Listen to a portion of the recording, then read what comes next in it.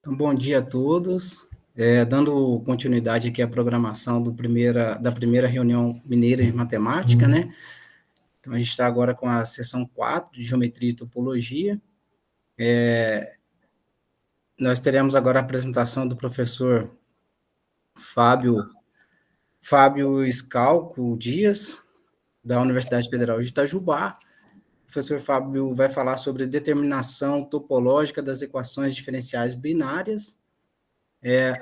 Só para informar, professor, assim que a sua palestra chegar aos 20 minutos, eu vou interromper só para avisar que é para você encaminhar para o final da sua palestra, ok?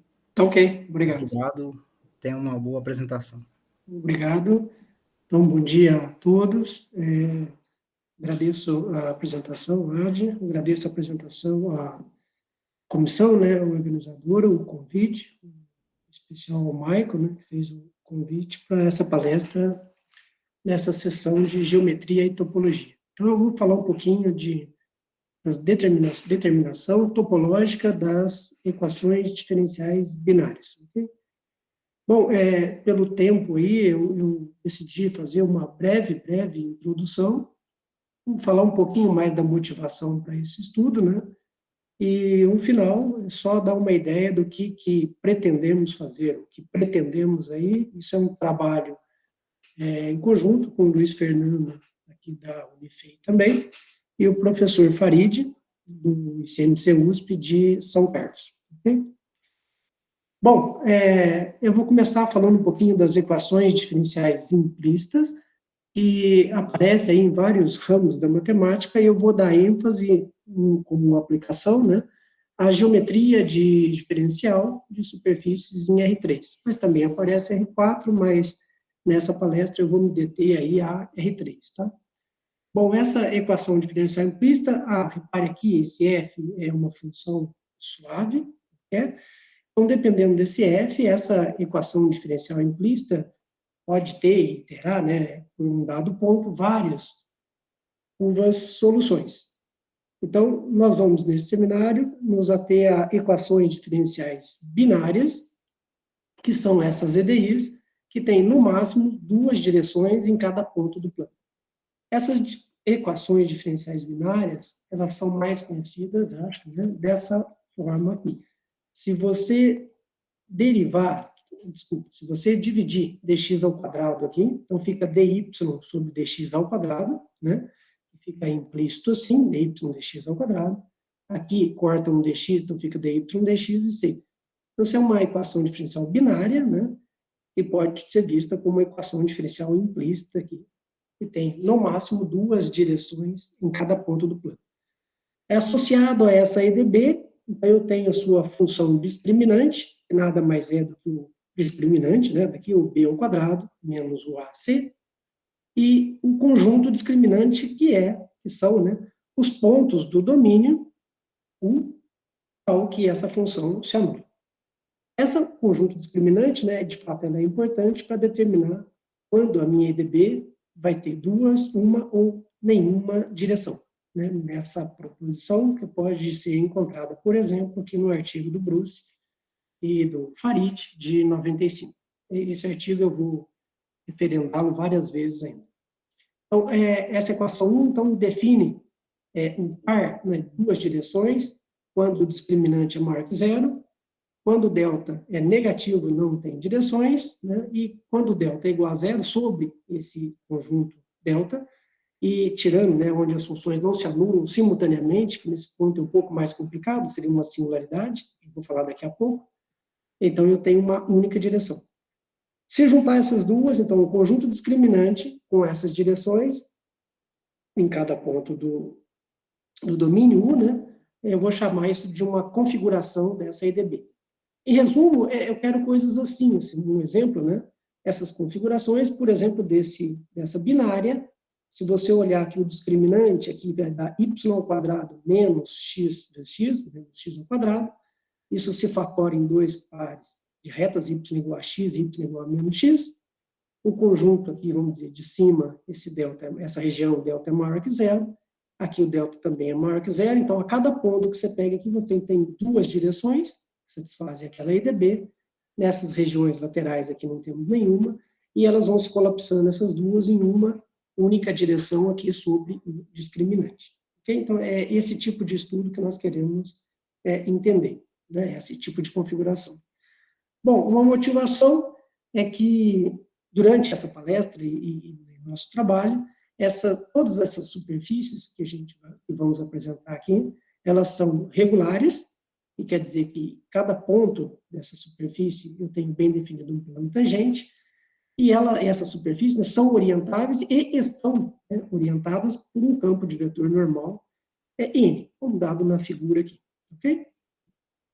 Bom, outro ponto, sabemos, né, conhecido no curso de geometria diferencial, né, e está bem definido, pessoal, duas direções ortogonais no plano tangente, aqui uma superfície S de amarelo, aqui eu tentei desenhar um plano tangente um pouco mais clarinho aí, né, e dois vetores ortogonais aqui nesse plano tangente, né, que são chamados de direções principais. Essas direções principais nada mais são do que o valor máximo, né, da curvatura normal da curva, da curva plana, né, que você obtém quando você faz a interseção do plano gerado por esse vetor que você pega aqui no plano tangente e esse N, que é o normal à superfície. Então, isso me dá um plano. A curva que está contida na interseção desse plano com a superfície é uma curva plana, né? Você pode achar a sua curvatura, né, dessa curva plana, e depois projetar o vetor K vezes N, né, a curvatura vezes o Nzinho da normal dessa curva, sobre o normal, isso me dá a curvatura normal, e eu quero o máximo e o mínimo dessa curvatura normal, né? Isso está bem definido, exceto nos pontos umbílicos, onde a curvatura, né, por definição, K1, que é a K mínima aqui, né, curvatura mínima, e o K2, a curvatura máxima, são coincidentes, são iguais, ok? Então, caso contrário, longe de pontos umbílicos, eu tenho bem definido duas direções de curvaturas de direções principais, na superfície. Bom, então o que vem a ser as linhas de curvatura? As linhas de curvatura de uma superfície são as curvas, né, soluções, as curvas integrais dos campos principais. Ou seja, se você andar numa linha de curvatura, a cada ponto que você pegar nessa linha de curvatura, o vetor tangente naquele ponto é uma direção principal, né? Então, aqui um exemplo do tório, né, que nós temos aqui, ó, folheado por duas foliações, né, que são ortogonais. Observe aqui que não é difícil ver que o tório não tem pontos umbílicos, né? E, próximo exemplo, eu pedi emprestado aí da palestra do Luiz Fernando, né, de ontem. Ele apresentou essa figura bacana, que é o elipsoide, de 3 eixos distintos, né? E aqui estão, né, as linhas máximas e as linhas mínimas, e aqui você pode ver os dois pontos umbílicos e os dois, vamos dizer lá, escondidos, né, na parte de trás. Então, tem os 4 pontos umbílicos, que são as singularidades daquela equação diferencial. O primeiro a estudar essas linhas, como um comportamento global, né, dessas linhas de curvatura e pontos umbílicos, foi Monge, né? E, mais posteriormente, esse estudo misturado, né, com equações diferenciais ordinárias, se iniciou com Darboux, né, e culminou, vamos dizer assim, nos trabalhos do professor Sotomayor, Gutierrez, Ronaldo Garcia, etc. Então, eu apresento aqui, resumidamente, um resultado pode ser encontrado aqui nesse artigo, do professor Soto e Gutierrez, relacionando, então, pessoal, a superfície numa forma de Monge, assim. Repare que aqui eu não tenho o coeficiente do x2y, eu posso tirá-lo por uma rotação, né?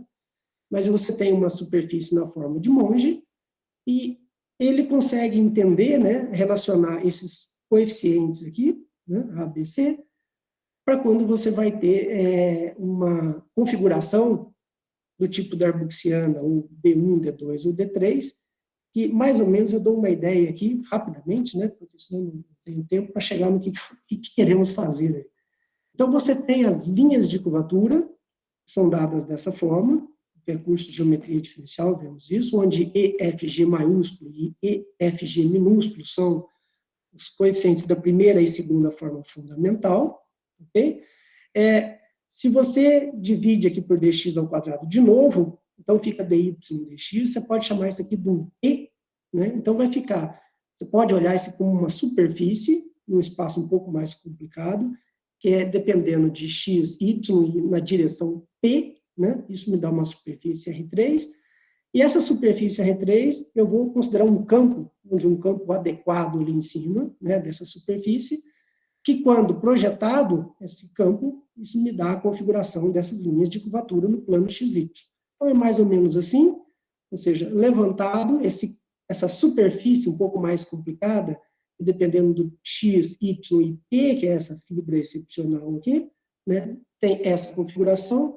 Se você faz um campo, que é conhecido como campo de Lie Cartan, que é tangente a essa superfície, então você vai ter essa configuração. Aqui você tem somente um ponto de cela, né, por isso chamado de D1, tem uma cela no seu levantamento. Então, se você olhar aqui de cima e projetar isso, isso me dá exatamente o desenho da Darboxiano 1 ou Lehmann.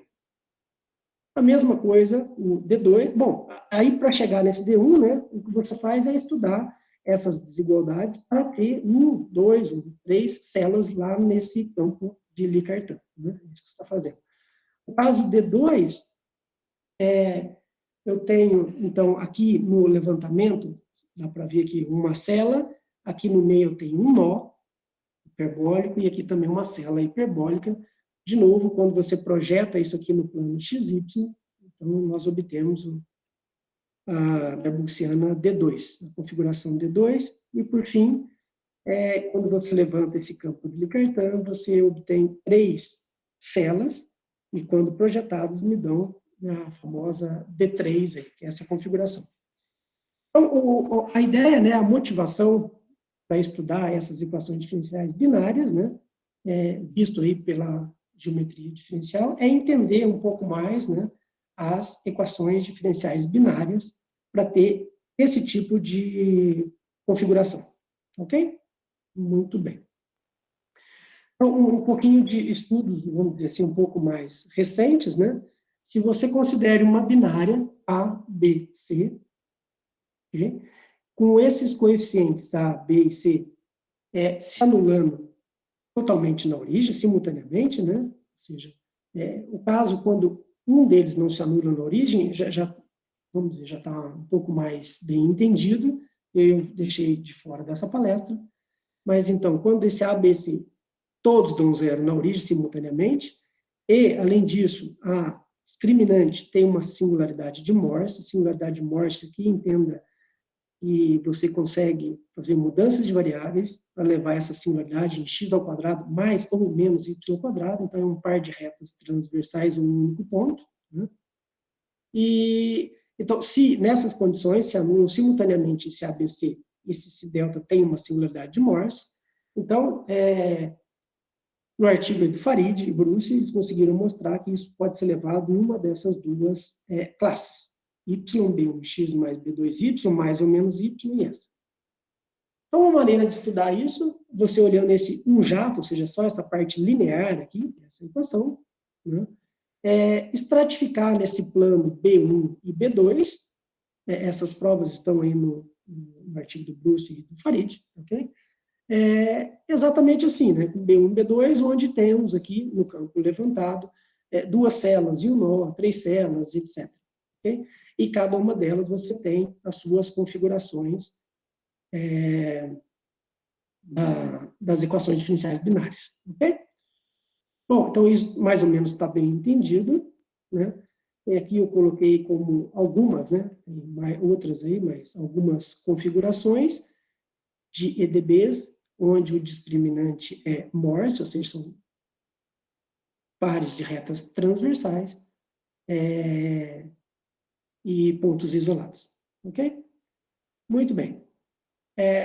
O que estamos querendo fazer, né? Queremos aí o Farid, Luiz Fernando e eu, entender um pouco mais dessas binárias quando o discriminante delta é um pouquinho pior, né? Um pouquinho, modo de dizer, ou seja, é pior do que Morse, né? Não é Morse. Morse, vamos dizer que já está um pouco mais entendido.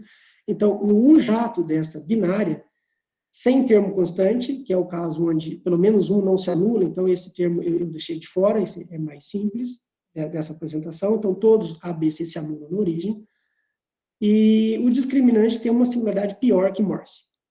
Então, resultado aqui no outro artigo de 98 do Bruce e do Farid, que eles conseguem levar a nível de linear, a nível de um jato, essas binárias em uma dessas, vamos dizer, 6 formas. Essa a sétima eu vou deixar de fora, que ela é bem degenerada, ou seja, totalmente nula, aí eu vou deixar de fora.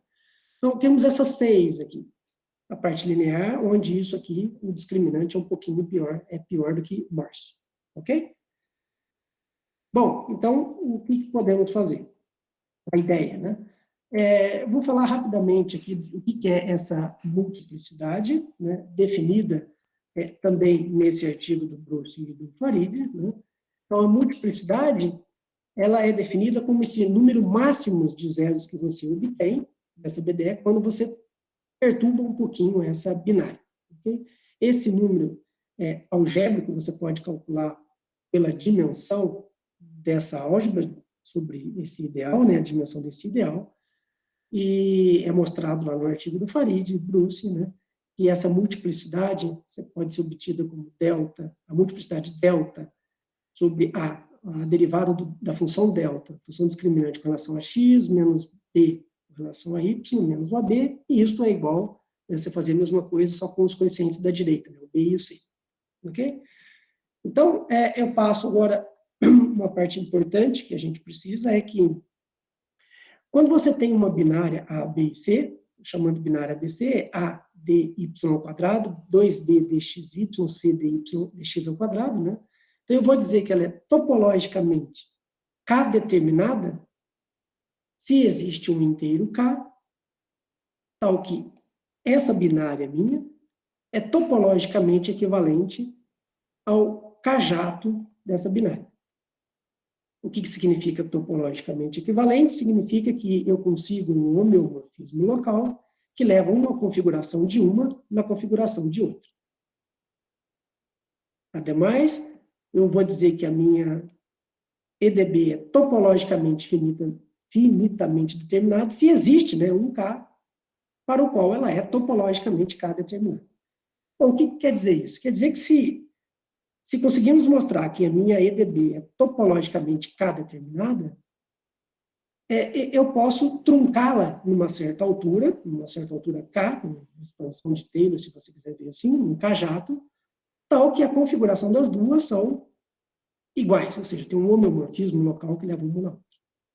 Ok? Então, isso seria uma coisa bacana de estudar no nível de K-jatos. Né? Muito bem. Então, o que estamos fazendo? Então, ainda nesse artigo do Farid e do Bruce, eles conseguiram entender, né, que quando os coeficientes da binária não são todos nulos, eles chamam lá de EDBs do tipo 1, então uma resposta, um teorema, uma conjectura, vamos dizer assim, que eu vou apresentar agora, é verdadeira, que é, se a multiplicidade é finita, essa MW que a gente colocou ali, e o número de Milnor do discriminante também é finito, então eles conseguiram mostrar que a binária, de fato, é topologicamente finitamente determinada.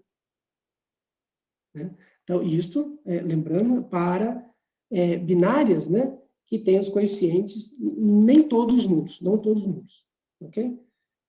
Bom, se você considera, antes disso, se você considera que essa binária tem os coeficientes todos nulos na origem, e ela apresenta uma singularidade de Morse, o delta, isso também já está, vamos dizer, provado, é só fazer isso nós já fizemos, né, o Luiz Fernando e o Farid, catalogando em vários artigos do Farid e colaboradores, né, que de fato esse resultado também é válido, uma coisa desse tipo.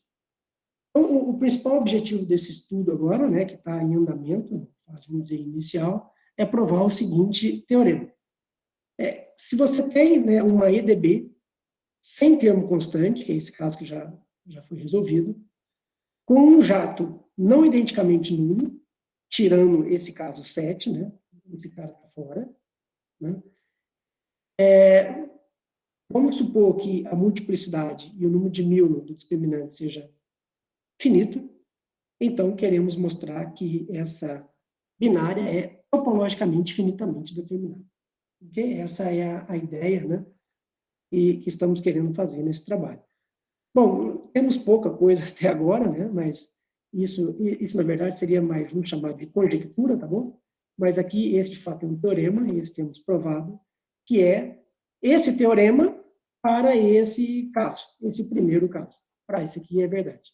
Então, aqui temos que se essa EDB, com um jato equivalente àquela primeira lá, daquela classificação, se o discriminante tem uma singularidade de AK, que é equivalente à multiplicidade CK mais 2, o número de Müller também aqui é finito, então nós obtemos que W é topologicamente K determinado, ou seja, finitamente determinado, e as configurações topológicas dessas binárias são dadas na figura a seguir, ou seja, obtivemos também as configurações, né, dessas binárias com essa hipótese que o Bunjato é assim. Ou seja, então eu tenho alguma dessas, né, essas EDBs com utilidade finita.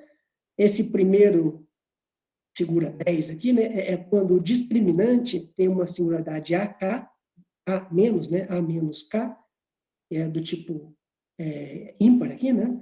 Então é do tipo x ao quadrado mais ou menos y 2k. Então, por exemplo, x2 mais y2, x2 mais y2 tem uma tacnode assim, né? Mais y quarta e assim por diante.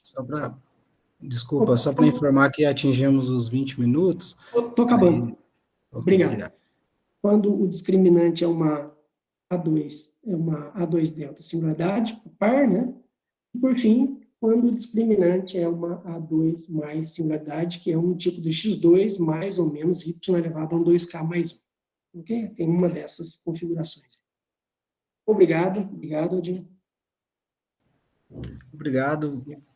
Professor, eu vou pedir para todos abrirem o áudio para a gente aplaudir. Professor.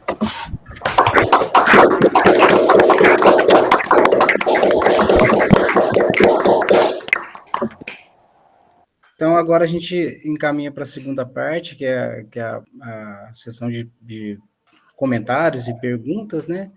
Aí, fiquem à vontade para perguntar. Parabéns, professor, pela... Obrigado.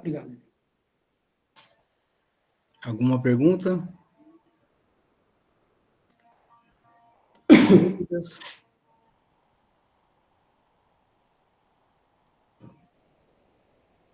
Bom, se não temos perguntas, podemos agradecer mais uma vez pela Muito obrigado. Apresentação.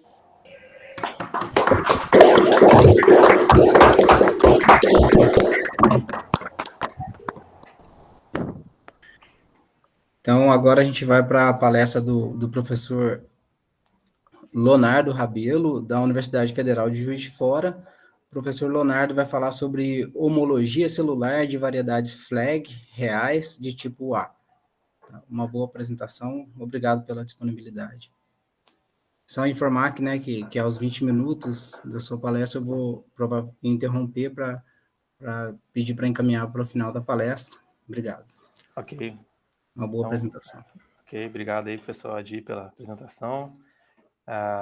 Agradecer ao pessoal, assim, pessoalmente o professor Edward pelo convite, né, mas aí representando também a organização desse evento, né, essa iniciativa tão interessante, né, de reunir aí as várias instituições e ter um pouco da noção, né, de toda a matemática que está sendo feita aí espalhada num estado tão grande como o de Minas Gerais.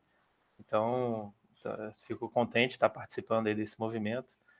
E então agradeço mais uma vez aí o convite, né, por poder participar dessa vez, dessa primeira reunião.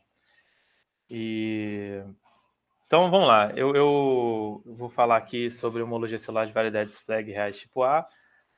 É sempre assim, né, é legal esses eventos, né, porque a gente vai ficar sabendo um pouco do que as pessoas estão fazendo, né, mas claro que no universo assim mais geral, né, a gente tem pouco tempo, claro, não dá para ficar entrando em muitos detalhes aqui. E eu espero aí, pelo menos, que assim, ao final da apresentação tenha assim, um pouco da ideia assim, das técnicas, de tipo de trabalho que a gente está fazendo, né? Então, espero que a gente consiga, pelo menos, atingir esse objetivo. Então, aqui é um esboço rapidamente aí da palestra, né, da apresentação, mas indo direto ao ponto aqui, né, uma primeira introdução. Variedades flag reais, né, são generalizações de coisas, de alguns exemplos que a gente geralmente já conhece, né, que são os espaços projetivos ou as variedades grassmannianas, né, que são assim as mais famosas, assim, né, talvez, ou a classe que a gente tem mais acesso, né. Mas a gente pode pensar, assim, né, por exemplo, o espaço projetivo como o espaço, né, de retas dentro do RN, né, por exemplo. Então, são os subespaços de dimensão 1 dentro do RN. As variedades grassmannianas também, né, é a variedade de subespaços k-dimensionais dentro do RN. Mas a gente pode generalizar isso, né, e pensar numa cadeia de subespaços com determinadas dimensões. Então, você pode pensar subespaços unidimensionais contido dentro dos 2-dimensionais e assim por diante, tá? Então, as variedades flags, então, são essas variedades, né, de subespaços que a gente fala encaixados, né? Tá? Você pode... E aí, por exemplo, você está no espaço RN, você pode escolher qualquer aí... por exemplo, n igual a 5, né? Então, você pode imaginar, por exemplo, a variedade de subespaços 1 contido no subespaço de dimensão 3, contido na dimensão 4, por exemplo, tá?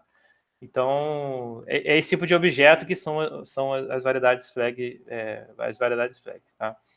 Bem, e aí a gente tem a variedade flag maximal, né, que é você ter, por exemplo, de 1 até n todos os subespaços, né? Então, contido dentro de 2-dimensional, contido dentro de 3-dimensional, até o n-dimensional, tá? E a gente fala, né, o minimal, variedade flag minimal, são justamente os projetivos ou as grassmannianas, né, que é você só ter, por exemplo, um determinado subespaço k-dimensional dentro de um RN, tá? Essas são as variedades flag minimais.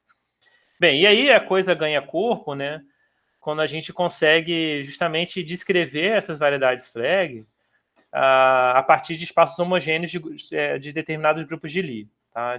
Quocientado por subgrupos parabólicos. É aqui que eu, assim, né, é só uma introdução, é só uma ideia geral, tá? Mas é aí que a gente ganha muita riqueza, né, justamente da teoria de Lie para poder estudar essas variedades, tá? Então, assim, aqui realmente é um parênteses, bem só, né, aí quando você escreve você pode escrever essas variedades como quocientes de grupos de Lie, e aí os grupos e as álgebras de Lie têm uma estrutura própria que ajuda a entender melhor esses espaços, tá? A poder realmente... Então, tudo que a gente faz aqui tem a ver com essa teoria toda de Lie, que a gente pode aplicar para esses exemplos, né? Então, assim, eu só quis dizer que os casos espaço projetivo, grassmanniana, são casos bem particulares de uma coisa mais geral, né? Que são as variedades flag. E aí, assim, o caso de trabalhar com real, né? Quando você considera variedades reais, mas, assim, você pode também trabalhar com variedades flag complexas, tá? Se o grupo de Lie for complexo também. Então, assim, eu particularmente me dedico a estudar as variedades flag reais, mas também é muito mais amplo, na verdade, o universo das variedades flag complexas, tá? Os métodos aí também vão variar muito, né? Então, até, assim, coloquei aqui um breve histórico, né? Assim, só para ter uma ideia das relações, né?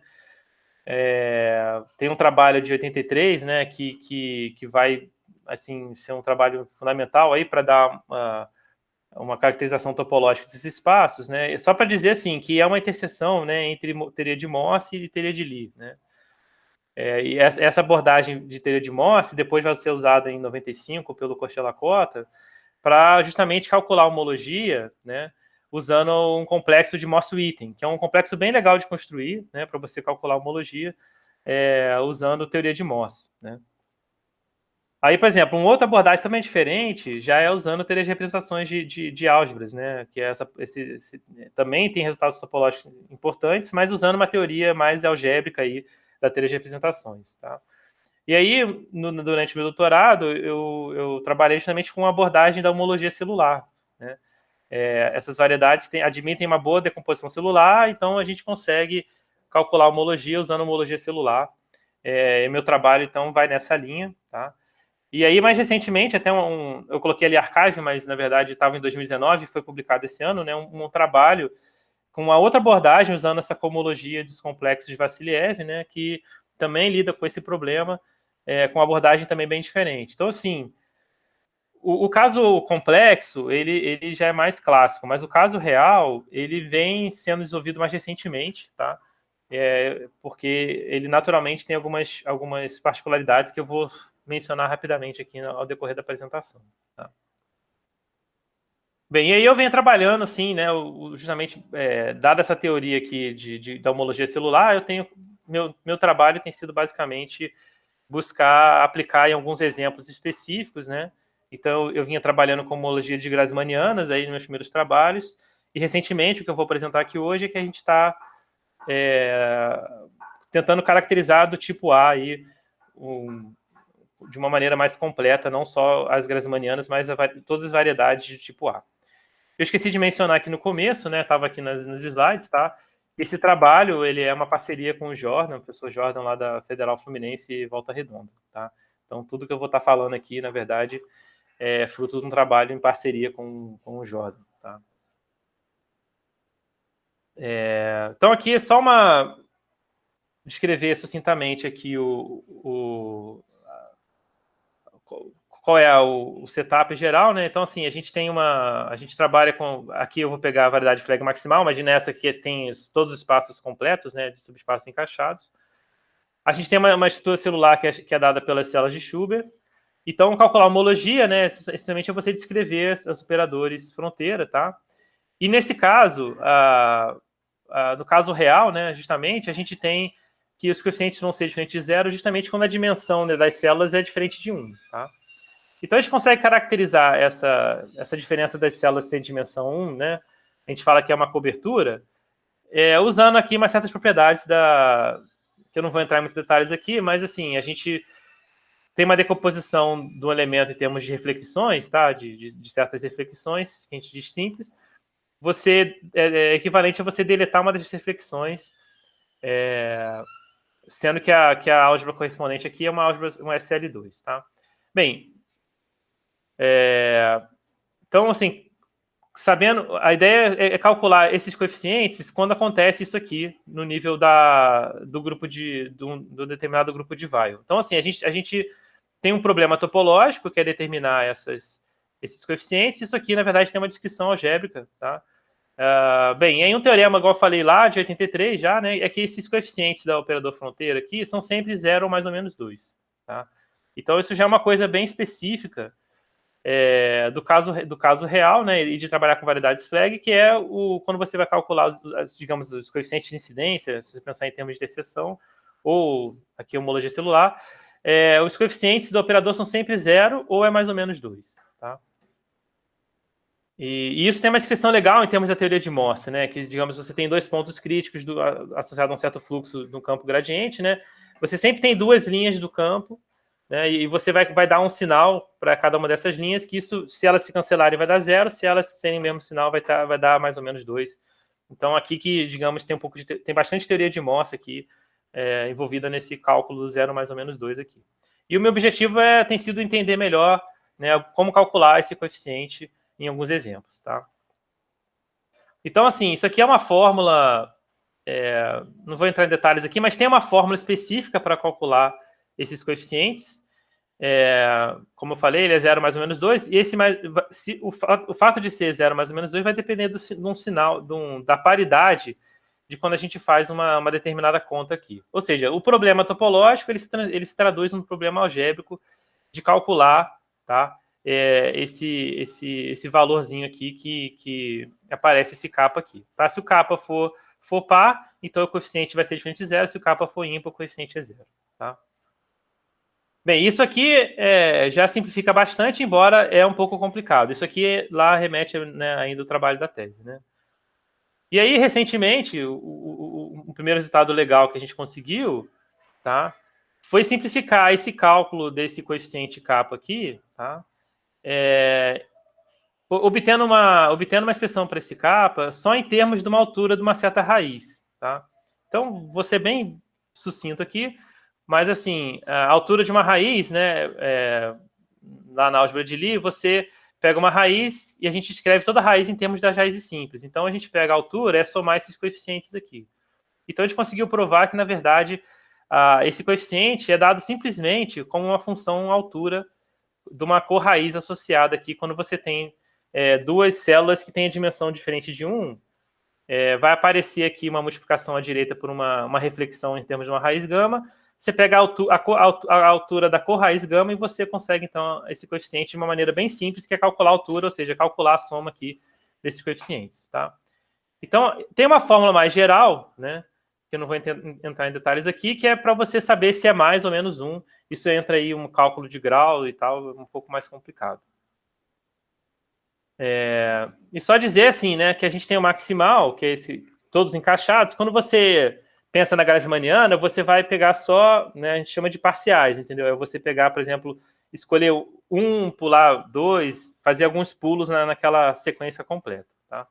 Mas a gente consegue carregar esses coeficientes também, do caso maximal para o caso parcial, tá? Então, pra vocês terem uma ideia assim bem geral, né? Por exemplo, essas células que vão parametrizar a estrutura celular da variedade Flegg tipo A é o grupo simétrico, essencialmente é o grupo simétrico, tá? Então você tem o grupo simétrico aqui. A gente começou a trabalhar com um modelo de permutações, tá? Para poder compreender como é que são as células do tipo A, tá?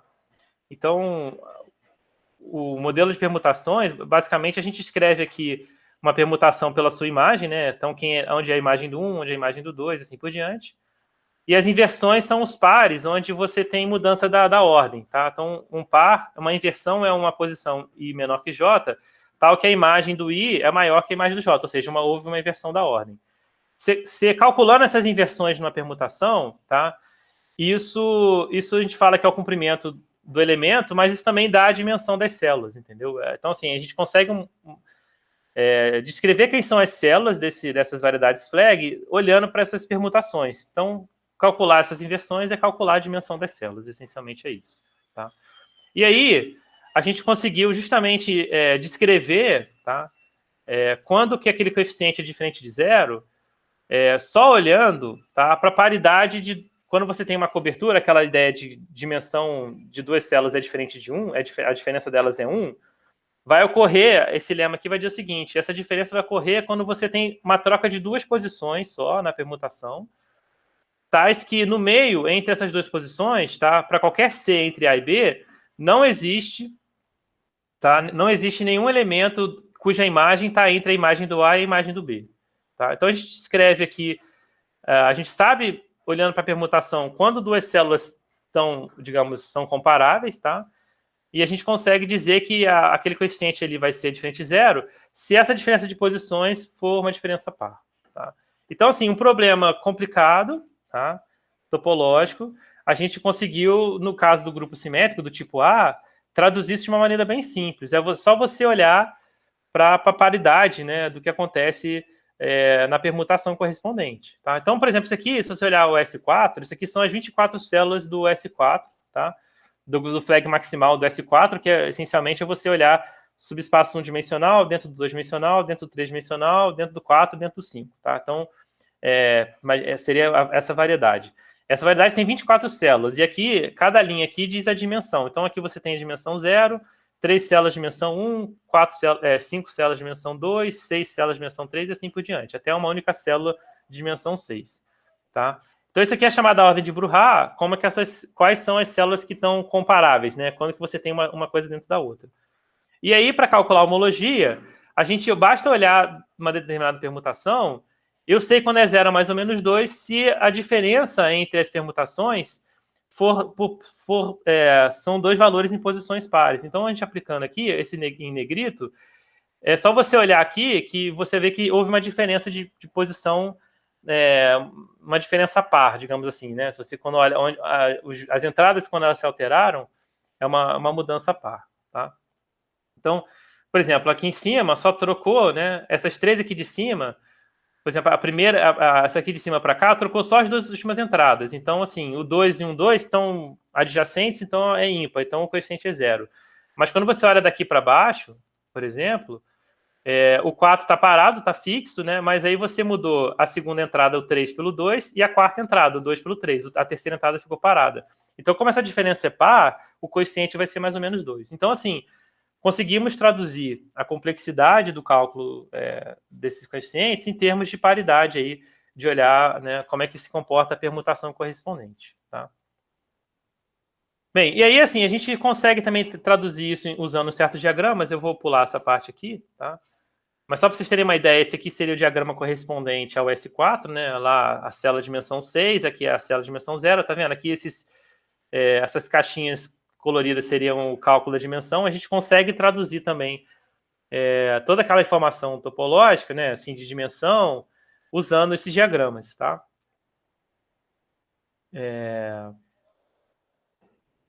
Então, correndo um pouquinho aqui, né? Só para dizer o tipo de resultado que a gente conseguiu, né? Recentemente, tá? No caso da variedade flag maximal, tá?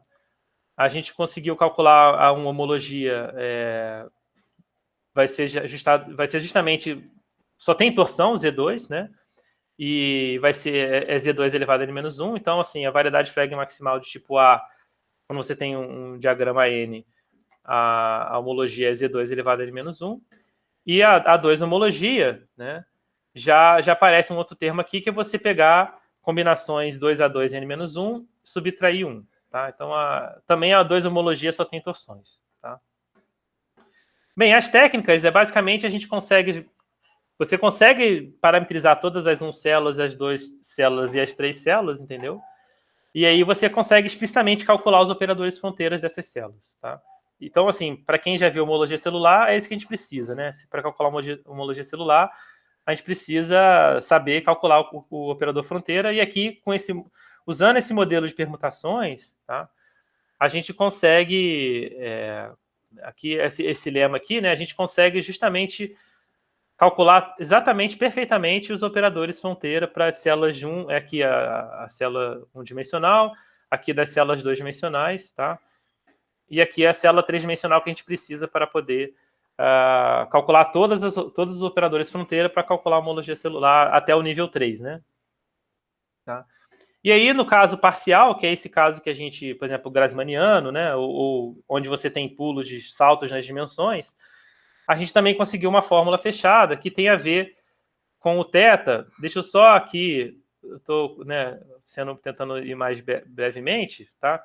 Mas, essencialmente, o que acontece? Quando a gente fala de tipo A, né, a gente está considerando aqui o chamado diagrama de Dynkin de tipo A, tá?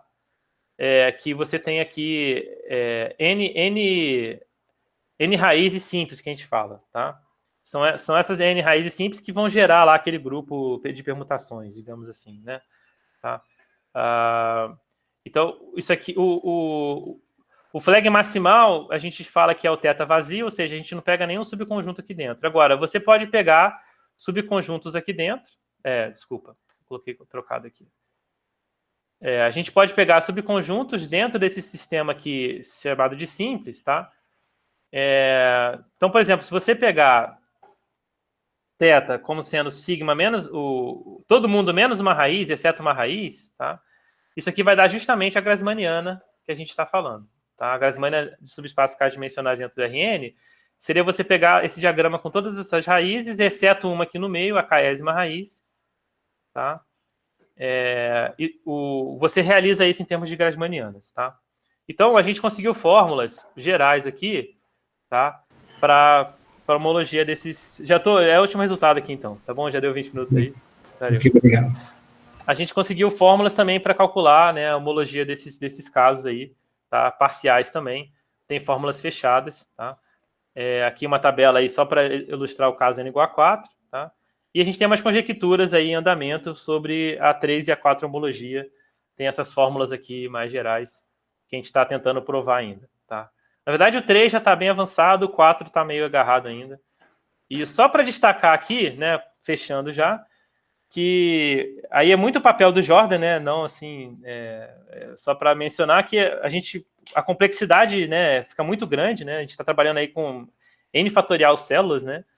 E a gente não teria conseguido avançar se não fosse o uso de computador, assim, né, de experimentos computacionais, né? Então o Jordan ele tem aí mais habilidade com a parte computacional a gente só conseguiu avançar e conjecturar e imaginar esses resultados também depois que ele conseguiu implementar, né, usando aí as ferramentas computacionais, implementar o cálculo desses operadores fronteiras e obter algumas fórmulas, né? Assim, a gente foi imaginando as fórmulas depois que a gente conseguiu calcular algumas coisas usando o computador. Afinal de contas, não dá para fazer conta mais com 120 células, 720 e daí por diante, né? O N vai crescendo, a gente não consegue mais fazer conta.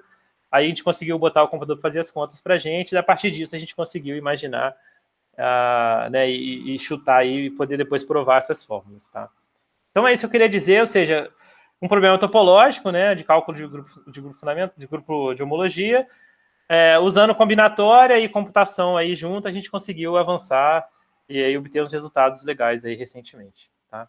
Então, obrigado aí pela atenção, algumas referências aqui. Muito obrigado aí pela atenção de todos nesses minutos aí. Obrigado, professor. Vamos abrir o áudio para agradecer o professor.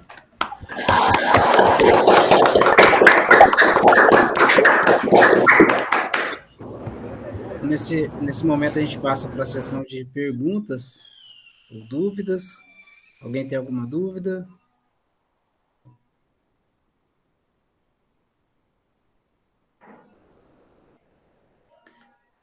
Se não temos perguntas, vamos agradecer mais uma vez, professor Leonardo Rabelo. Obrigado.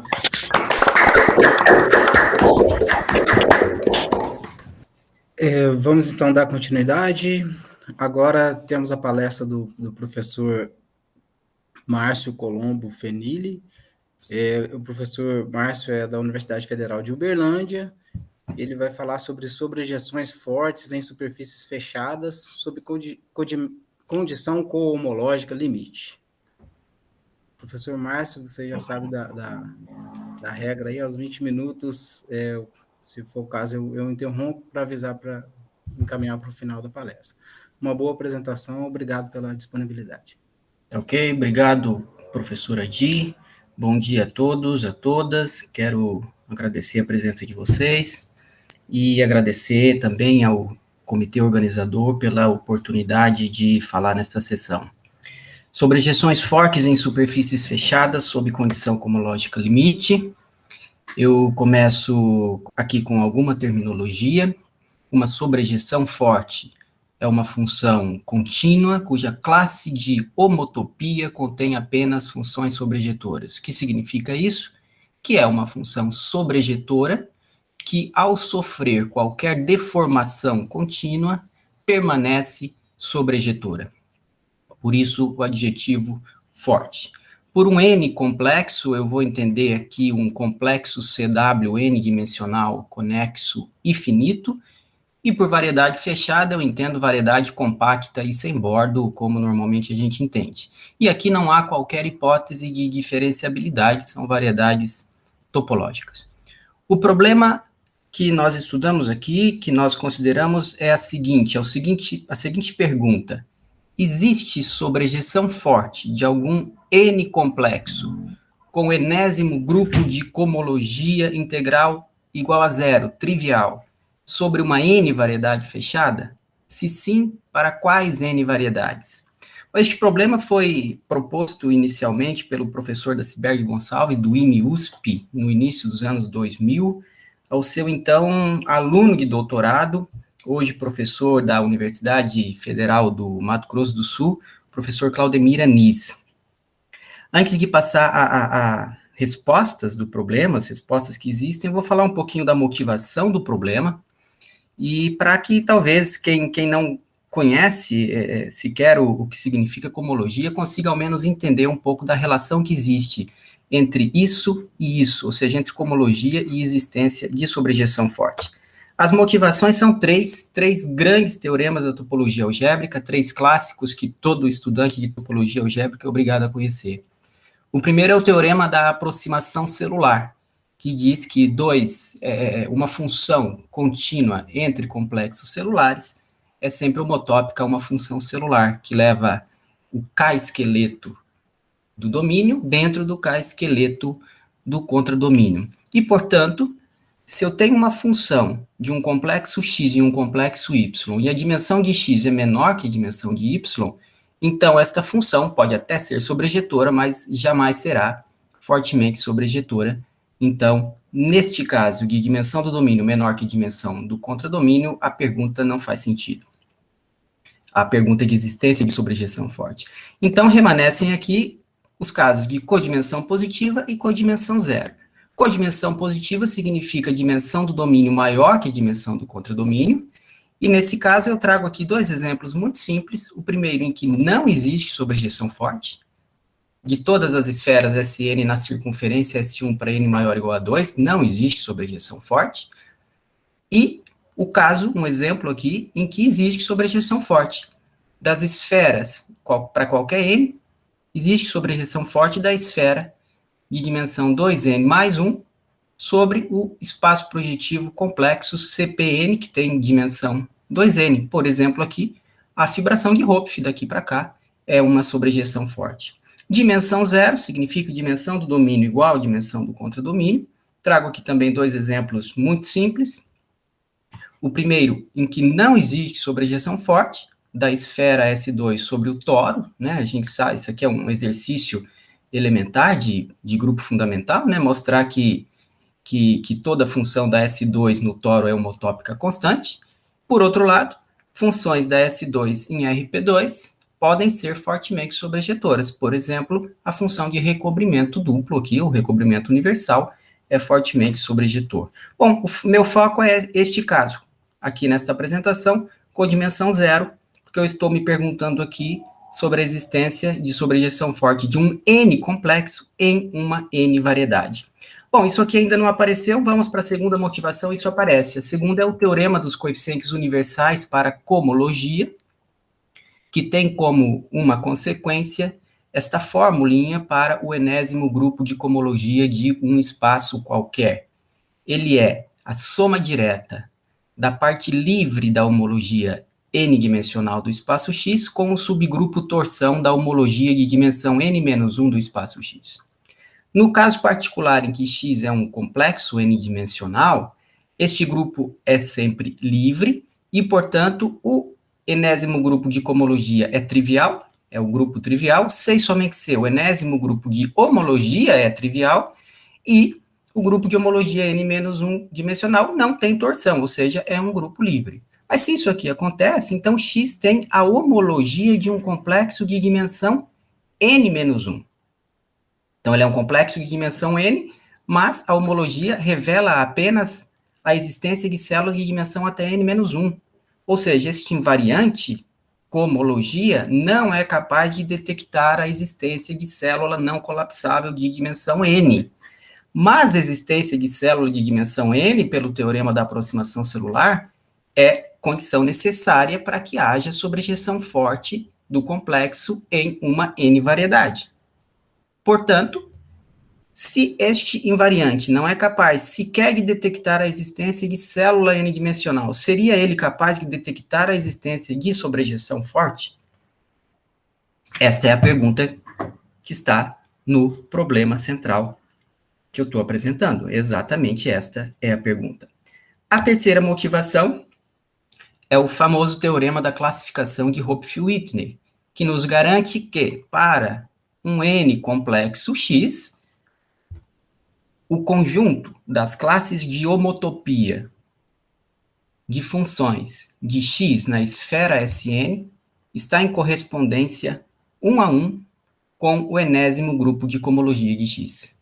Isso aqui é uma correspondência, tá? Não é um isomorfismo, este é um grupo, este é um conjunto das classes de homotopia. Mas desta correspondência, a gente tira imediatamente que existe sobrejeção forte de X sobre a esfera Sn, se e somente se o Hn de X é diferente de zero, ou seja, a cohomologia é diferente de zero. Então, para Sn, a resposta para o problema está dada. A resposta está dada. Se eu suponho que o Hn de X é zero, não existe sobrejeção forte para Sn. É um C e somente C. Bom, então, o que eu estou me perguntando de certa forma é, quando eu troco essa Sn por uma outra variedade fechada n-dimensional, se eu coloco zero aqui, isto implica que existe ou melhor, se existe sobrejeção forte, isso necessariamente implica que o HN é diferente de zero? Então, está aí mais uma motivação para este problema. Bom, então agora eu passo as respostas conhecidas para este problema. Primeiro, as respostas. A resposta em dimensão 1 é óbvia, ela está no próprio teorema de Whitney. O teorema de Whitney responde para toda esfera, em particular, ela responde para S1, e S1 é a única variedade unidimensional fechada, e, portanto, para o caso n igual a 1, a resposta para o problema é não existe sobrejeção forte nas condições requeridas, e o teorema de Hopf-Whitney é ele próprio a resposta. Para n igual a 3, o professor Claudemir Anis tem uma série aqui de 4 artigos, que iniciou em 2006 e tem o último agora, publicado muito recentemente, agora em 2021, em que ele responde ao problema para uma série de 3 variedades. E as respostas são as seguintes: ele prova que não existe sobrejeção forte nas condições do problema para o toro S1 cartesiano S2, o toro S1 cartesiano S1 cartesiano S1, os espaços lenticulares de dimensão 3 e as variedades esféricas que são o quociente da S3 pelos grupos quaterniônios generalizados aqui de dimensões 8, 16 e 32, ordem 8, 16 e 32. E a primeira resposta positiva para o problema foi apresentada pelo professor Claudemir para este S1 fibrado sobre a S2, que é um toro torcido aqui. Você pega a S2 cartesiano 0,1, faz esse cilindro S2 cartesiano 0,1 e cola a tampa de baixo com a tampa de cima do cilindro, mas antes aplicando aqui uma função antipodal na variável da S2.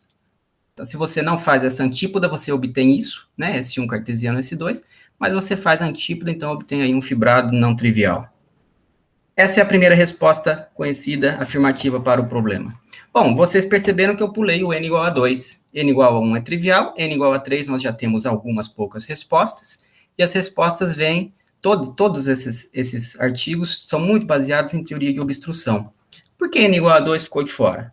Bom, n igual a 2, em diversos contextos da teoria topológica de pontos fixos, raízes e coincidências, é considerada a dimensão crítica, por 2 razões. Porque na dimensão 2, grande parte das mais importantes ferramentas da teoria não funcionam, não se aplicam, entre elas a teoria de obstrução, e ali também é que acontecem, não apenas pela não aplicabilidade das ferramentas, mas pela natureza bidimensional, acontecem coisas muito diferentes das demais dimensões. Mas, na dimensão 2, nós temos a vantagem de conhecer a classificação das superfícies.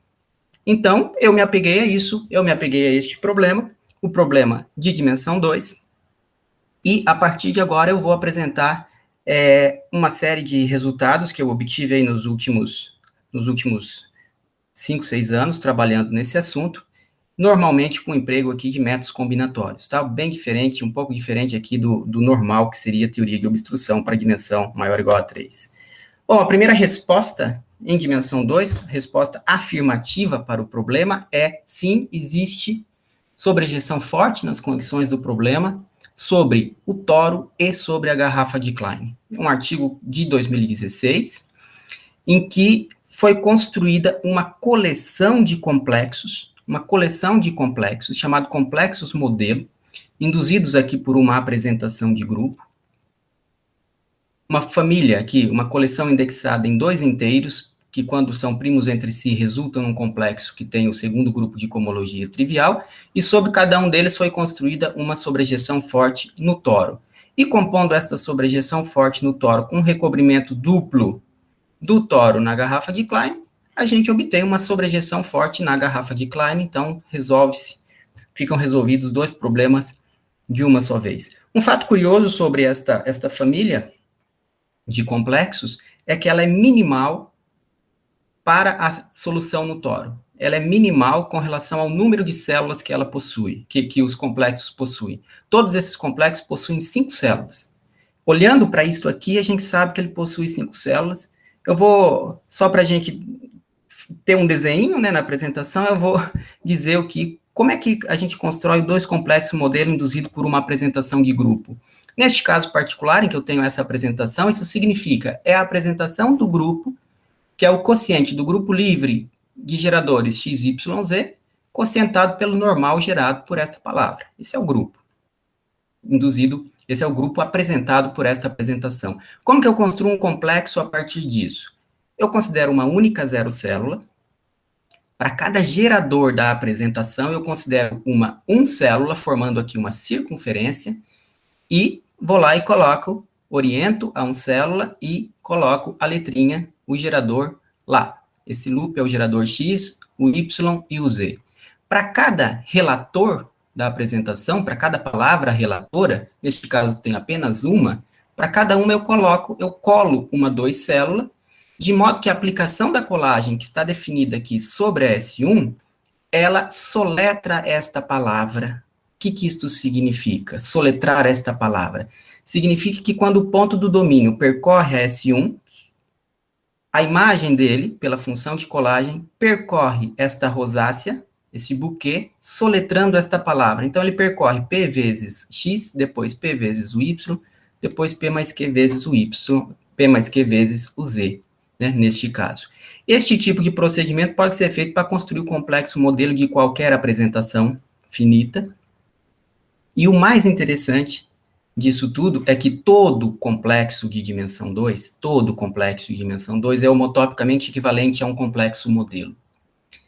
Então, eu posso, como eu estou interessado aqui, não em calcular número mínimo de raízes, nada disso, mas apenas saber se a função é ou não é sobrejetora, este problema é invariante por equivalência de homotopia no domínio, então eu posso considerar o problema olhando apenas para complexos que são modelo. Muito bem, respondido para o toro e para a garrafa de Klein, natural eu me perguntar o seguinte, entre aspas, pensar o seguinte: a garrafa de Klein é maior que o espaço projetivo, que o plano projetivo. Ela é a soma conexa de dois planos projetivos. Então, se eu conseguir uma sobrejeção forte na garrafa de Klein, muito provavelmente deve haver também sobrejeção forte nas condições do problema sobre o plano projetivo. Acontece que no plano projetivo, o problema é ainda mais interessante, porque tem um temperinho extra aqui que vem do teorema de Hopf-Whitney, que é o seguinte: a cohomologia 2 é zero, se e somente se, existe sobrejeção forte de K em S2. Ao compor com um recobrimento duplo, eu obtenho uma sobrejeção forte de K em RP2. Então, eu tenho essa implicação aqui. E a pergunta que eu estou fazendo é exatamente o contrário. Então, para outras superfícies, eu não tenho essa implicação. Então, o problema, de certa forma, não é a recíproca de uma implicação que eu sei que é verdadeira. Então, aqui eu estou investigando, de fato, a recíproca de uma afirmação. Bom, em geral, a gente não tem um teorema do tipo Hopf para RP2, em geral, isso aqui não vale, não temos uma correspondência 1 a 1 aqui. Se tivéssemos o teorema, o problema estaria resolvido. Mas uma coisa que funciona, que vale, é o seguinte: se toda função de K em RP2 é homotópica constante, então o H2 do complexo K é zero. Se toda função é homotópica constante, o H2 é zero. Quando é que vale a recíproca? Investigar essa recíproca, bom, eu sei que não vale em muitos casos. Por exemplo, se eu pego K, a própria S1, isso aqui já não vale. Quando vale? Bom, nós apresentamos aqui condições para a validade dessa recíproca em um artigo de 2015, onde são apresentadas aqui 5 equivalências para a validade da recíproca. Se você supõe que o complexo K tem o segundo grupo de cohomologia zero, a validade da recíproca é equivalente a tudo isso daqui. E dentre essas coisas aqui, eu destaco o número 5. O complexo é homotopicamente equivalente a um complexo modelo que tem uma apresentação balanceada. Uma apresentação balanceada significa o mesmo número de geradores e relatores. Em termos do complexo, significa que ele tem o mesmo número de células de dimensão 1 e dimensão 2. E aqui vem um fato curioso. Se você pega um complexo que tem um número de células de dimensão 2 maior que o número de células de dimensão 1, automaticamente a cohomologia não é zero. Então, este é o caso com o maior número possível de 2 células em que a cohomologia é zero. Agora, intuitivamente, quanto maior o número de 2 células, mais chances de você construir uma função fortemente sobrejetora sobre um outro espaço bidimensional. Mas este teorema está dizendo que não, que no caso em que o número de 2 células é máximo, toda a função é homotópica constante. Bom, então eu passei para o extremo oposto. O extremo oposto é número de 2 células igual a 1, um complexo que tem apenas uma célula de dimensão 2. Será que com isso eu consigo construir uma sobrejeção forte no plano projetivo? Bom, em 2018, eu publiquei aqui um primeiro resultado sobre isso, que não responde ao problema, mas dá o caminho. Ele foi a semente da resposta que eu vou apresentar no próximo slide. Aqui o que eu fiz foi o seguinte: dada uma função de K em RP2, eu considero a composição do homomorfismo induzido pela F em π1 com o isomorfismo natural que existe aqui entre esses dois grupos cíclicos de ordem 2, e olho para esta composição como um sistema de coeficientes locais sobre o K. Isso me permite calcular o que eu chamo a cohomologia com coeficientes torcidos do complexo K. E o que está provado aqui é que se esta cohomologia é zero, então F não é uma função sobrejetora. Então, para encontrar complexos que admitem função fortemente sobrejetora no RP2, eu preciso de um complexo que tenha um H2 zero, mas que para algum torcimento o H2 não seja zero.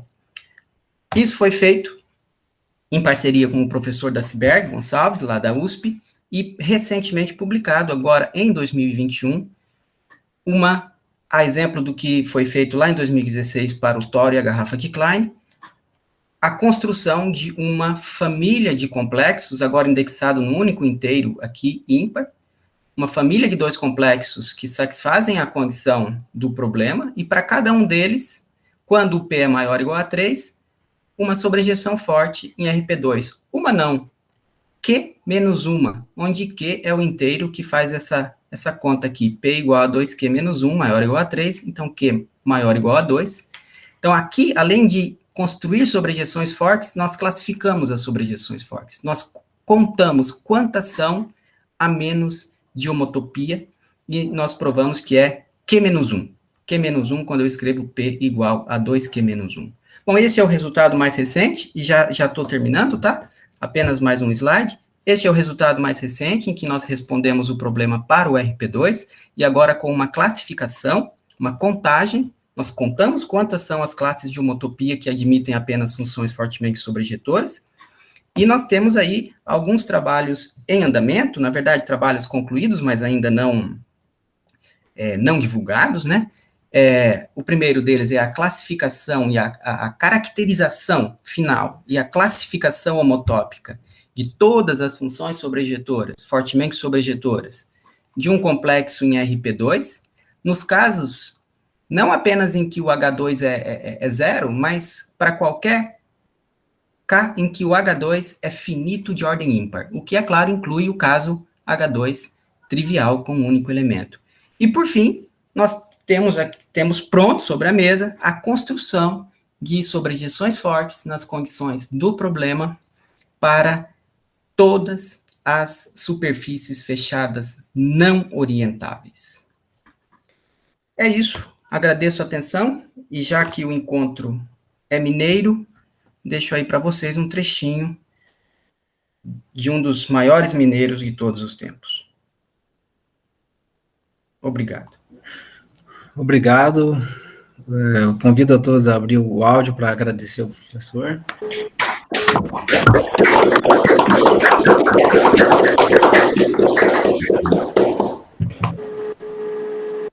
Obrigado, professor. Passamos, então, para a sessão de perguntas. Alguém tem alguma pergunta? Márcio? Sim. Apesar de eu achar que eu suspeito da resposta, né? Mas lá naquela sequência de trabalhos lá, que você falou que o para N igual a 1 tá ok, o Claudemir está estudando lá para N igual a 3, né? Não parece estar finalizado, ele estudou algumas famílias, como você mencionou. Para N maior do que 3, não tem nada assim muito esquematizado, não, né? Para N maior ou igual a 3, não conheço, maior do que 3, não conheço absolutamente nada, mas a nossa expectativa é que pelo menos a ferramenta do caso n igual a 3 se aplique no n maior ou igual a 4, porque é a teoria de obstrução. O problema da teoria de obstrução é exatamente a dimensão 2. Dimensão 2 não funciona de forma alguma. Tem até alguma coisinha com uma modificação da teoria de obstrução, chamada teoria de obstrução abelianizada, mas ela só dá a resposta de um lado, ela não dá uma equivalência.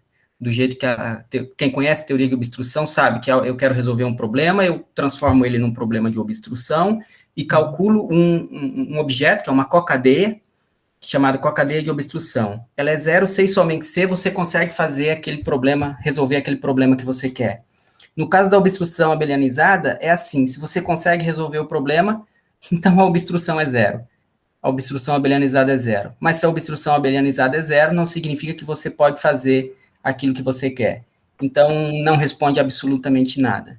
Mas eu acredito que dê para fazer. O problema são contas, de fato, que são extremamente complexas e sem conhecer as variedades, né? Porque o universo de variedade de dimensão 3, variedade de dimensão 4, é muito grande e aparentemente é muito difícil se chegar a resultados gerais com esse método que está sendo utilizado. Entendi. Não, beleza.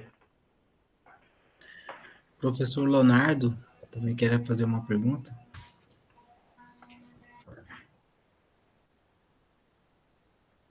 Leonardo? Está com a mão levantada?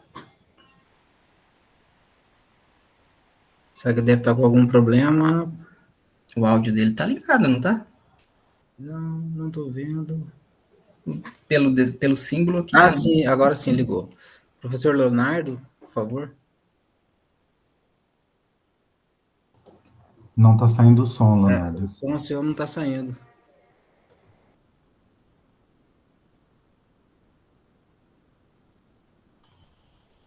Pode escrever a pergunta, se não for muito difícil de escrever. Acho que tenta dar um F5, Leonardo, às vezes resolve. Aí você sai e entra de novo na reunião. Uhum. Ele perguntou aí no chat, o que era HPZ?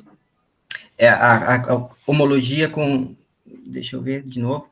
Você colocou... A cohomologia, você está falando da cohomologia com coeficientes torcidos, né? Que eu chamei lá, cohomologia com coeficientes... Bom, quando a gente calcula homologia, primeira vez que a gente aprende homologia, cohomologia, tem um grupo de coeficientes. A gente começa em geral com Z, mas pode ser qualquer grupo abeliano, né? Pode ser qualquer grupo abeliano. Homologia com coeficientes em Z2, homologia com coeficientes em qualquer grupo. A cohomologia com coeficientes torcidos, ela leva em conta uma ação do grupo fundamental sobre o complexo de cadeias. Existe uma ação do grupo fundamental no operador bordo. Na sua apresentação você falou do operador bordo, né, que é a dificuldade de se construir.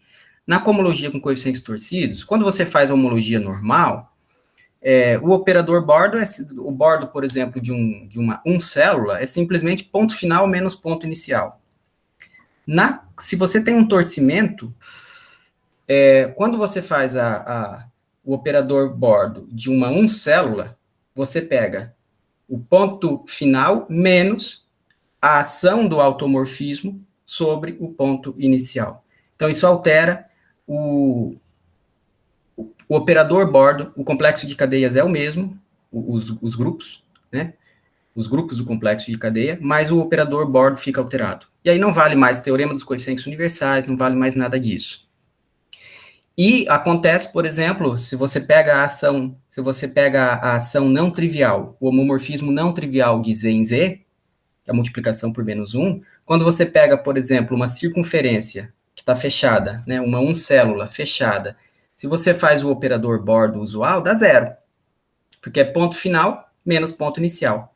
Se você faz com o torcimento não trivial, o bordo de uma célula fechada é 2 vezes o ponto final, porque é o ponto final menos aplica o automorfismo, que é a multiplicação por menos 1, então fica menos o ponto inicial. Então fica 2 vezes a zero célula.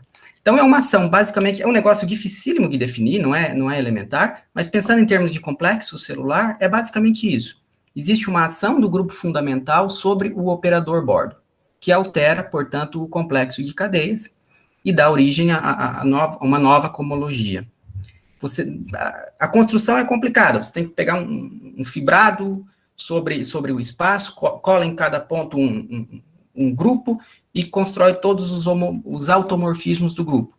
Em termos de complexos celulares, é basicamente isso, uma ação do grupo fundamental no operador bordo.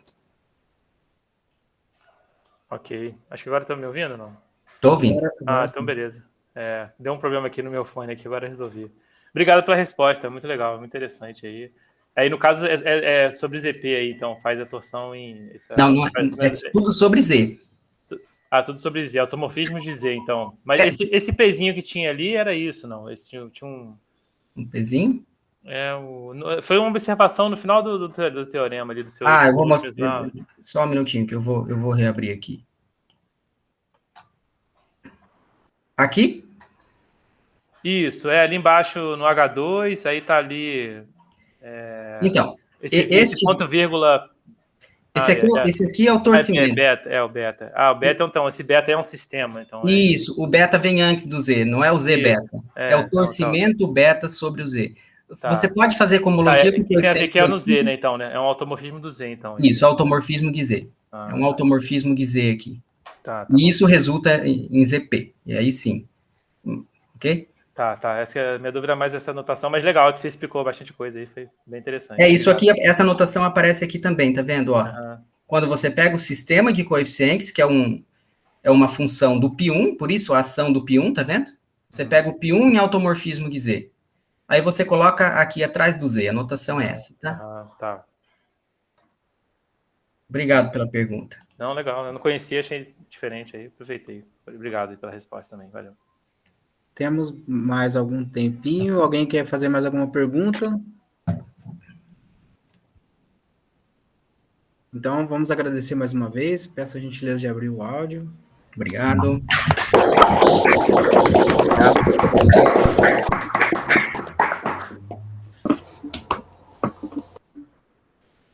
Então, vamos lá. Partimos para a última palestra dessa sessão, a palestra do professor Luiz Florial Espinosa Sanches, professor da Universidade Federal de Uberlândia, vai falar sobre superfícies no 4 espaço afim. Uma boa apresentação. Aos 20 minutos da sua apresentação, eu interrompo para pedir para encaminhar o fim da palestra. Fique à vontade. Tá certo, obrigado, Adi. Primeiro, bom dia a todos e todas. Primeiramente, quero agradecer pelo convite de poder falar nesse primeiro encontro, né, de mineiros, né. Como a professora Adi falou, sou professor da UFO, do campus Monte Carmelo. Eu trabalho com geometria diferencial afim, e com teoria de singularidades. E a verdade é que vou falar um pouco das superfícies em 4 espaços afim, vou falar algumas coisas gerais, tá, dessas superfícies, e vou falar um pouco de uma aplicação. Uma aplicação. Então, vamos lá.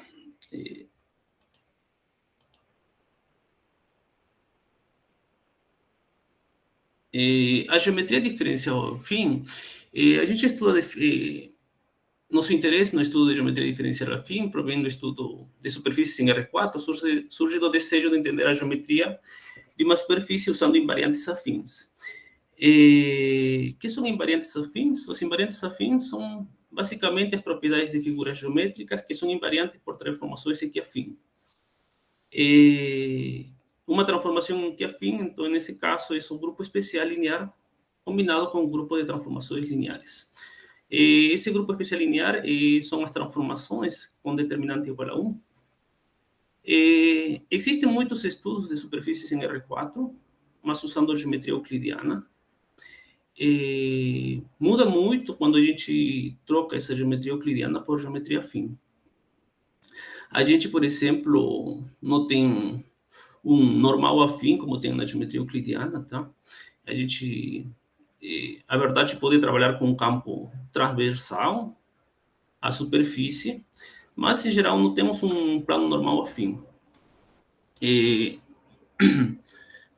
Então, vou com as definições básicas dessa geometria.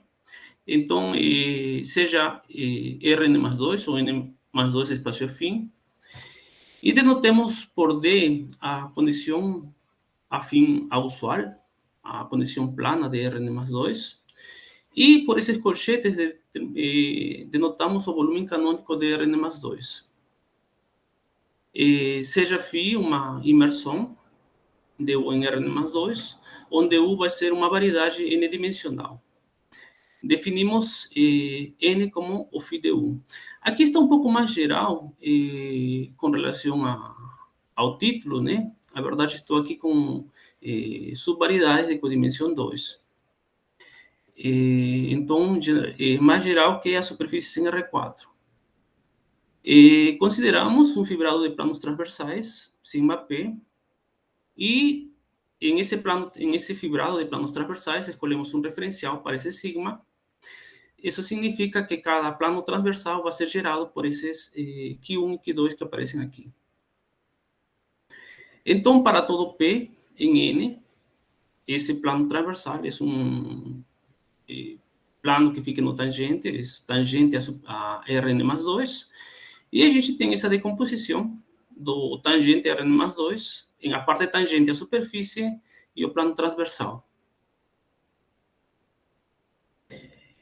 Para qualquer dois campos vetoriais, x e y, a gente pode decompor dessa forma. Temos a derivação aqui, temos a parte tangente dessa derivação e a parte transversal dessa derivação.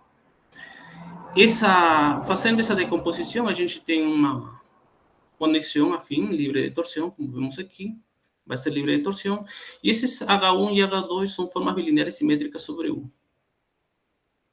Então, para X, um campo vetorial sobre U, também podemos derivar esses campos transversais, essa base dos planos, e obtemos outros operadores, esses operadores que vocês veem aqui, tau e j, tau 1, tau 2, que são as unformas, são formas sobre U, e esses S1 e S2 que aparecem aqui são o que a gente denomina operadores forma ou Shea operator. Em geral, a gente tem esse Shea operator da mesma forma como anteriormente, só que em geral, para um campo quaisquer desse transversal, temos a parte tangente e temos a parte transversal. Esse operador é linear, como já falei, é o denominado operador forma. Na maioria das vezes, vamos assumir que esse U é igual a N e esse φ de N em Rn mais 2, a verdade, é a aplicação e inclusão. Outro elemento que temos aqui, também nessa geometria, a gente pode falar de condição normal afim, denotada por esse símbolo, e que é definida como a parte transversal dessa derivação desse campo transversal. Então, aqui temos, basicamente, isso daqui é tudo anotação básica, tá? Eu fiz isso para qualquer plano transversal, fibrado de planos transversais. Mas eu gostaria de ter um plano melhor, um que seja diferenciado. Então, nessa linha, eu vou falar do campo vetorial de Darboux. Consideramos uma subvariedade N de codimensão 2, contida em uma hipersuperfície, M de Rn mais 2, e vamos a pegar um referencial. Esse referencial, vou pegar da seguinte forma. Vou pegar um referencial sigma eta, onde esse sigma é tangente à hipersuperfície e vai ser transversal a N. E esse eta, estou escolhendo transversal a M. Então, esse sigma, esse Q aqui que aparece, é tangente a M. Então, obtemos essa decomposição. Vamos assumir que essa métrica H2 é não degenerada. Essa condição de não degenerância, que significa a matriz associada pegando uma base, aqui posso pegar uma base no tangente e calcular a matriz associada a H2 usando essa base. Quando o determinante for diferente de zero, é a condição de não degenerada. E essa condição de não degenerada não depende da escolha do referencial. Com hipóteses de não degeneração, existe um único a menos de multiplicação por uma função escalar, um campo vetorial, sim. Tangente a M vai ser tangente a M transversal a N, ou seja, tem a mesma propriedade que esse daqui. Mas a condição que me vai fazer único é que esse campo, a derivada de si com relação a x, é tangente a M. Ou seja, a derivada desse campo, que era transversal, esse daqui de x, agora vai ser também tangente a M. Esse campo vetorial, a gente dá um nome, de Darboux, um campo vetorial de Darboux. Lembremos que até agora estamos caminhando para encontrar um plano normal especial, tá? Um transversal especial. E nessa linha, definimos uma métrica, vamos a definir uma métrica usando esse campo de Darboux, tá? Então, consideramos a imersão N em M, em Rn mais 2, denotamos por que esse campo de Darboux, e vou definir uma forma bilinear simétrica, que aparece aqui, G de 1, usando um referencial tangente. Essa forma, a verdade, depende da referência. Então, o que eu vou fazer? Eu vou normalizar isso daqui e vou definir uma métrica com essa normalização. Então, essa G1 é não degenerada e podemos definir essa métrica, que é essa normalização dessa forma, essa forma bilinear aqui. Esse G1 é basicamente o determinante do GDU, certo? Usando esse GDU na base e no referencial. Essa métrica é denominada a métrica fim da imersão.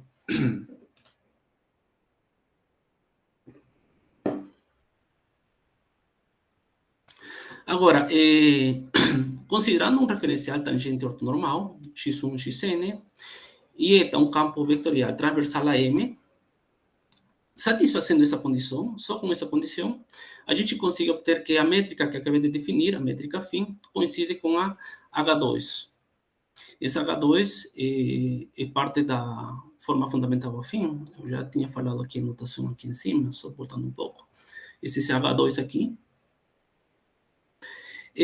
Podemos provar que existe um campo vetorial transversal, tal que esse campo transversal, eta, esse campo transversal, é tangente a M. A derivada desse campo é tangente a M. Para qualquer x que pertence, para qualquer x tangente a N. O plano gerado por esse aqui e esse eta é único. E a esse plano chamamos o fibrado de planos normais afim. Então, esse daqui, a verdade, vai fazer o papel, com essa construção, faz o papel do meu normal euclidiano, né? Se estaríamos com a geometria euclidiana, estaríamos com a parte tangente e temos um plano normal bem definido.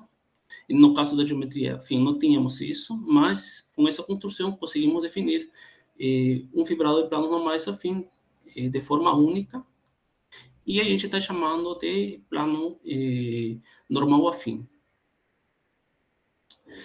Essa é a estrutura básica, tá? A construção básica dessas superfícies, dessas variedades, tá? Agora eu vou passar a ver uma aplicação disso, como a gente usa isso, né? Como a gente usou. A verdade, com essas construções, dá para estudar muita geometria da superfície em R4. A gente acabou estudando pontos focais, a gente acabou estudando semiumbílicos e algumas outras objetos geométricos que a gente tem na geometria euclidiana. Eu trouxe aqui uma aplicação, como falei, a envoltória de espaços tangentes, para ver como a gente usa esses elementos.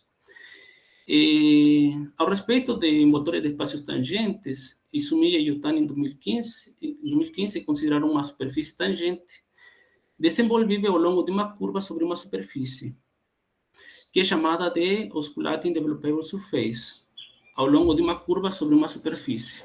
Então, aqui temos uma superfície desenvolvível osculadora ao longo de uma curva sobre uma superfície. Os autores encontraram invariantes de uma curva sobre uma superfície e caracterizaram as singularidades desta superfície usando estes invariantes. A gente vai fazer exatamente uma construção similar, só que agora vamos usar invariantes afins. Nesse caso, temos, por exemplo, vamos a considerar uma superfície M em R3 e gama uma curva suave. Podemos encontrar um único campo vetorial. Esse campo vetorial único que estou encontrando é o campo de Darboux, certo? Só que agora pensada restrito à curva, tá? E a gente vai obter uma superfície desenvolvível, que a gente deu o nome de O de gama, definida dessa forma. Essa superfície, essa tangente é desenvolvida a superfície de M ao longo de gama.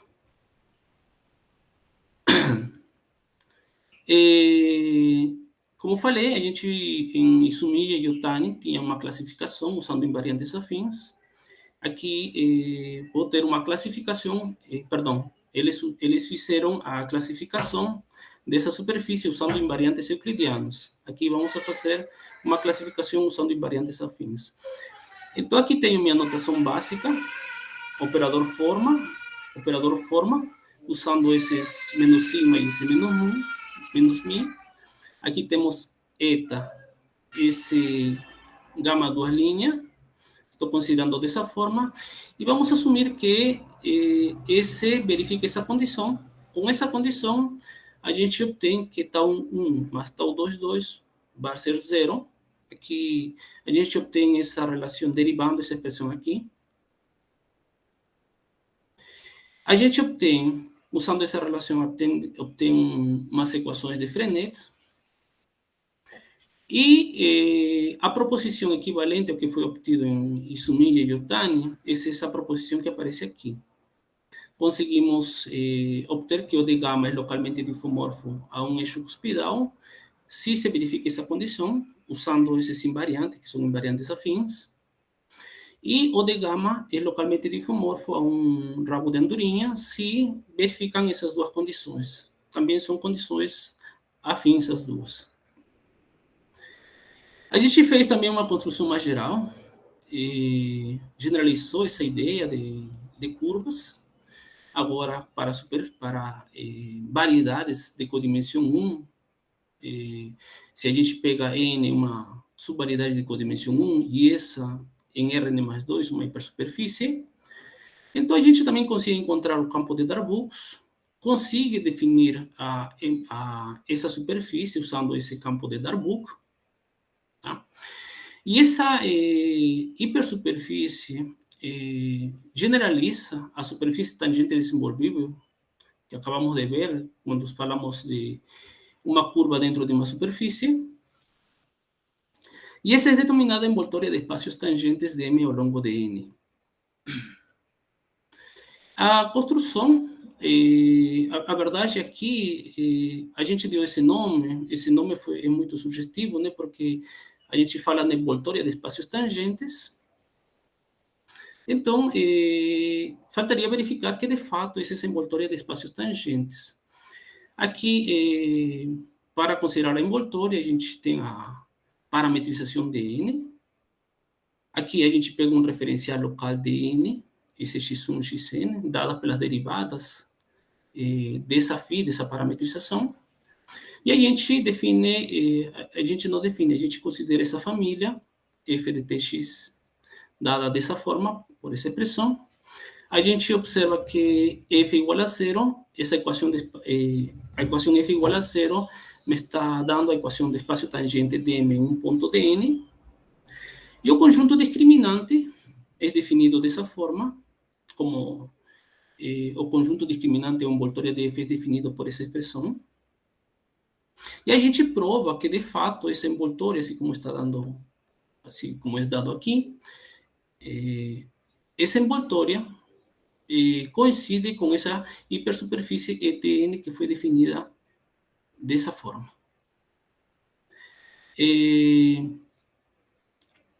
Os pontos de regressão de F são pontos desse conjunto discriminante onde sua gaussiana é degenerada.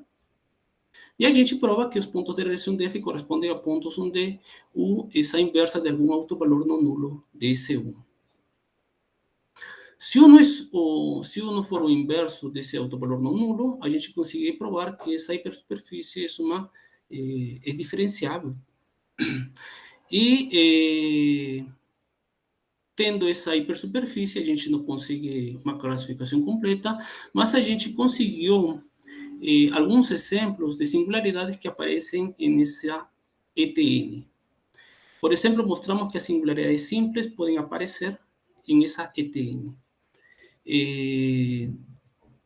Lembremos que qualquer singularidade simples é ser equivalente a K quando K maior ou igual que 2, dK quando K maior ou igual que 4, E6, E7 ou E8. Isso que coloquei aqui aparece em uma das referências, tá? Bom, esse é um pouco que tinha para falar. Essas singularidades aparecem nos livros de Bruce Giblin.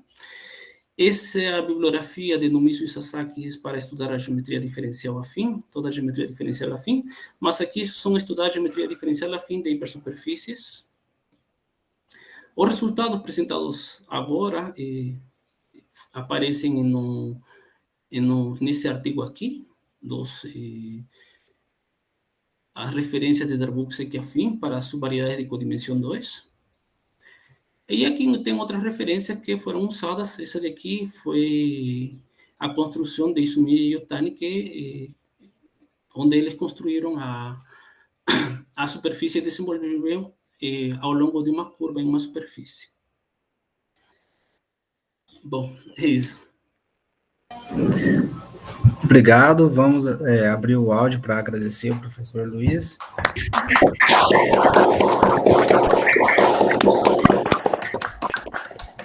Então, agora vamos para a sessão de perguntas e dúvidas. Alguém tem alguma pergunta? Quer fazer algum comentário? Bom, professor Luiz, por acaso vocês estudaram a envoltória dessa família de planos de seções normais? A gente estudou, aí vão aparecer os focais. A gente conseguiu estudar essa envoltória de planos normais também. Aparece em um dos artigos que aparecem nas referências também. Ah, sim. Eu estou perguntando porque se, por exemplo, a gente pega uma direção que fora desse plano normal, será que daria também para fazer essa envoltória desses planos, sabe? Como se fosse um plano entre as tangentes e o plano normal. Porque o que seria análogo no caso euclidiano, né? Quando a gente pega uma envoltória de uma família de retas, por exemplo, no caso unidimensional mesmo, bidimensional, isso vai dar o que a gente chama de evolutoides, né? No caso para superfície, no R3, até junto com um professor aqui da UFV, a gente fez um trabalho sobre as envoltórias de planos que fazem um ângulo constante alfa com plano tangente. Eu entendo que na geometria afim não faz sentido falar em ângulo, né? Mas acredito que talvez se pegar uma direção, né, dentro desse semi-espaço entre o plano tangente e o plano normal, daria também para pensar nesse tipo de envoltória. Você teria alguma... talvez não tenha estudado, mas teria ideia de como fazer isso? Em geral, a construção de estudo da superfície em R4, né, usando a geometria afim, é bem trabalhoso, né? só chegar nesse plano normal afim me levou um tempo, né? Então, de aí, talvez tentar algum fibrado, né, que tenha alguma propriedade, tentar estudar a envoltória desses fibrados, né, seja legal, mas a gente teria que encontrar qual é a propriedade para estudar e o que a gente quer estudar, né? Então, teríamos que ter algum problema específico para pensar alguma coisa dessas, né? Talvez é isso mesmo, né? A envoltória de uma família de planos que está entre o plano tangente e normal, né? Uma outra coisa que aparece quando a gente trabalha com superfícies de codimensão 2, né? Eu não sei se você já viu isso, no caso euclidiano mesmo, nesse plano normal existe uma curva, que é a elipse de curvatura. Será que tem uma versão análoga disso no caso afim? Eu fiz na tese de doutorado e, a verdade, a elipse de curvatura degenera com essa construção que fiz. Ah, sim. Então é degenerada, não aparece uma Aí a reta. curvatura, você pega a curvatura da seção, de qual seção, você lembra? A verdade, se não me engano, eu peguei a H2, se não me engano, e fiz a imagem H2 da circunferência, né? Ah, Mas cheguei que degenera, então talvez seja outro invariante que eu ainda não achei. a gente fica eu fiquei pensando que talvez não dê uma elipse, né? Talvez realmente pode acontecer uma coisa degenerada mesmo, por conta de ser um invariante afim, né? Mas é isso. Alguém tem mais alguma pergunta? Se não, vamos agradecer mais uma vez, professor Luiz. Obrigado.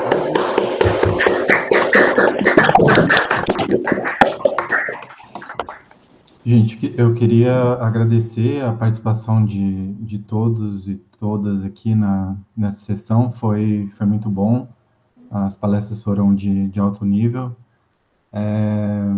então agradecendo em nome da comissão organizadora, e eu conto com a presença de vocês nos eventos da tarde, né? Como eu falei, a gente tem o final do evento hoje à tarde, então é isso, muito obrigado a todo mundo.